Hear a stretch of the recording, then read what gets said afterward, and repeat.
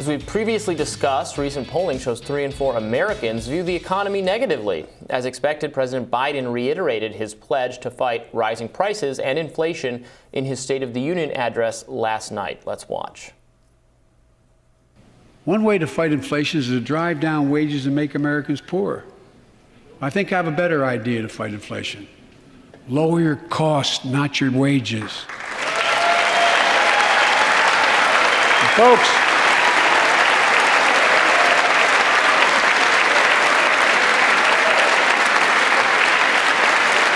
that means make more cars and semiconductors in America, more infrastructure and innovation in America, more goods moving faster and cheaper in America, more jobs where you can earn a good living in America. Instead of relying on foreign supply chains, let's make it in America. I mean, I like that line, lower your costs, not your wages, because he makes the point that there are two ways that policymakers have of combating inflation. One is to take money out of the pockets of people so they can't spend more money. If you reduce demand, then you reduce prices. The other is to clean up the supply chain. But making things in America is so much more expensive than making it other places. The strategy to make everything in American is not a strategy to lower prices, it's a strategy to raise them. And people don't understand that. It depends. So I think you're generally correct. Right. And the way that we have kept pressure on prices over the last 20 years is by expanding supply chains around the globe. Right. And by exploiting low-wage labor everywhere else. Right. It's also the thing that then when it got tweaked, it got ganked, that's when the prices started going back up. So you need a little more built-in infrastructure in the ports and transportation. Get rid of the Jones Act. Get rid of it. Sure, just fine. That's fine. And build out better train system, build out better transportation and infrastructure so that you can move those things faster, and also invest in some of the technology that you need, because it's not smart to have all of your semiconductor production in one place that China might invade tomorrow. Yeah, not if we're going to go to war, not if there's going to be geopolitical military conflict. What do you think, Kim? Right. Well, one thing that he didn't want to say is, well, for one, it's great, I think, making things in America. I think that's a great long-term plan. We're not going to pop up factories overnight. We couldn't even do that during the pandemic for simple things like masks. So I don't think we're going to be doing it for a variety of goods that American consumers are going to be purchasing. So that's kind of a long game. And, it sounded very America first. I think I'm supportive of bringing manufacturing back to America. I just think that those goods will be expensive unless we do reel into a depression, for example, and people become desperate and need jobs, and then they maybe go back into these manufacturing jobs for low wages. But he didn't want to say the other way that we're going to be combating inflation right away is they're going to have to raise interest rates. And when they raise those interest rates, the market's going to start falling. And right now, they're realizing, especially after the January inflation numbers came out, that they're in Mayday mode. I mean, we have runaway inflation. This is not getting under control at all. They're going to have to raise interest rates, and they're going to have to raise them faster than they want. They're going to be doing, several raises throughout this year. We're not going to see the economy collapse overnight, but we're going to see some serious decline, and we are absolutely entering a recession. I don't think there's any way out of that. Maybe a depression if things get really bad. Russia and Saudi Arabia could crush us into a depression if they turned off the pipes. Then that brings in, then people will start screaming about Keystone Pipeline. So, I think we've got a lot of difficult decisions ahead of us that we're going to have to make compromises on things that we really want versus reality. But he didn't want to say, by the way, Wall Street, I'm about to crash you. But that's what I mean by that's one of the alternatives. Like raising interest rates or stripping subsidies from people are the way that you reduce demand. You take money away from people so that they can't spend money. If they can't spend, then prices go down.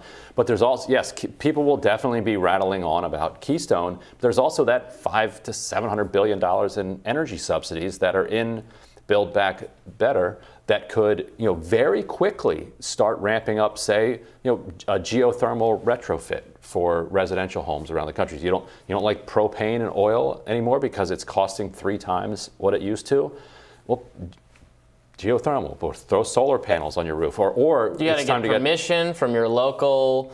Fine, do it. Like all of these things are doable. I mean, it's just going to take everything forever. so difficult in America because there's a commission and a bureaucry and an approval process and a regulation and a. If that's too much for us, then fine. We should just enjoy paying 10 times more than we're going to for oil and just keep burning it.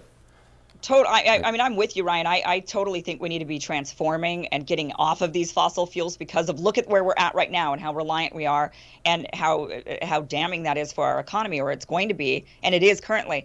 So I'm totally with you. I just think that's going to take a while, and people aren't going to be willing to suffer and not be able to afford their energy bills or their grocery Keystone bills. Too is people are like, oh, let's frack more.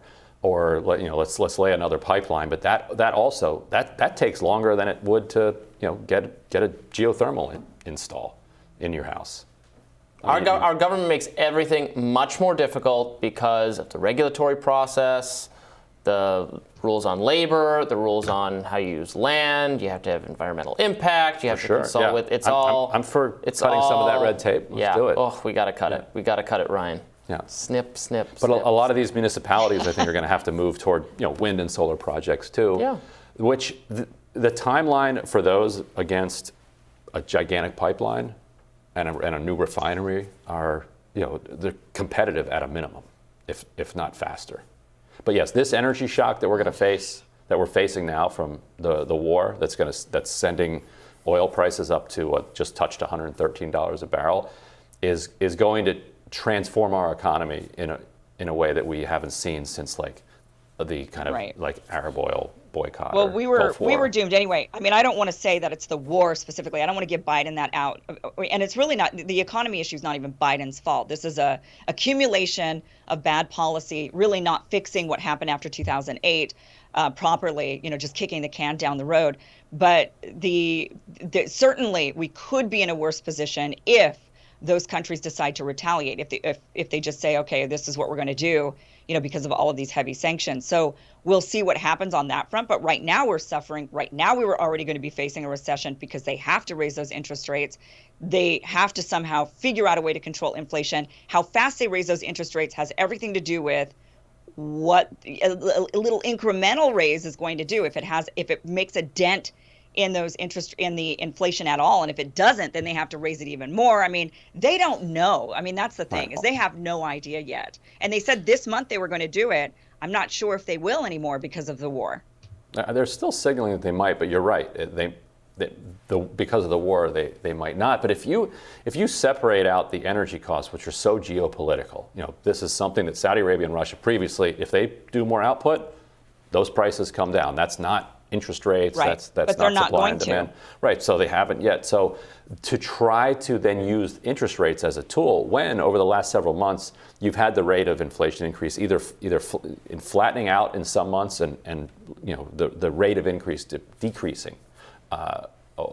You're headed in the right direction. Like the chart shows that there's light at the end of the inflation tunnel. Now throwing in this massive energy shock changes that. Trying to fix that with an interest rate increase is, I think, just going to immiserate a lot of people and might not do what they want it to. But so while the war in Ukraine weighed heavily in Biden's speech, Russia wasn't the only foreign adversary that the president took aim at last night. He also argued that in order to, quote, level the playing field with China and other competitors, it's important to pass the Bipartisan Innovation Act. It will make record investments in emerging technologies, American manufacturing, and innovation. Yes, I mean, they should do this, right? I mean, it's basically done. It's written. Yeah, this act is bipartisan. People seem to like it. Even people on my side of the aisle who tend to hate. They're like, fine. Everything government does sounds fine. So. Yes. Yeah. I mean, in order to insulate ourselves from these sorts of issues, we do need to be turning inward more. We need to be manufacturing, bringing things. We need to be onshoring things rather than offshoring. People warned for years that offshoring would bite us in the rear end at some point, and I think we're starting to feel those bites. So other countries have been putting things, being more domestic about their production. We see what happens, in an extreme when you have a highly, import-heavy economy like Venezuela. What something can, just the tide can turn and suddenly you're collapsing. But Russia has protected itself over these last few years. near this last decade, because they were like, yeah, this is probably going to happen at some point. They keep coming after us. So, I think we do need to be focusing on this a little bit more. Definitely. Yeah, definitely. Well, tomorrow on Rising, molecular biologist Alina Chan will join us to discuss the origins of COVID-19. I'm really looking forward to that. We'll also detail the latest developments with Russia and Ukraine, of course. Don't forget to like, share, and subscribe so you never miss a video. And remember to follow us on Twitter, Facebook, and TikTok. We'll see you guys later. See you there.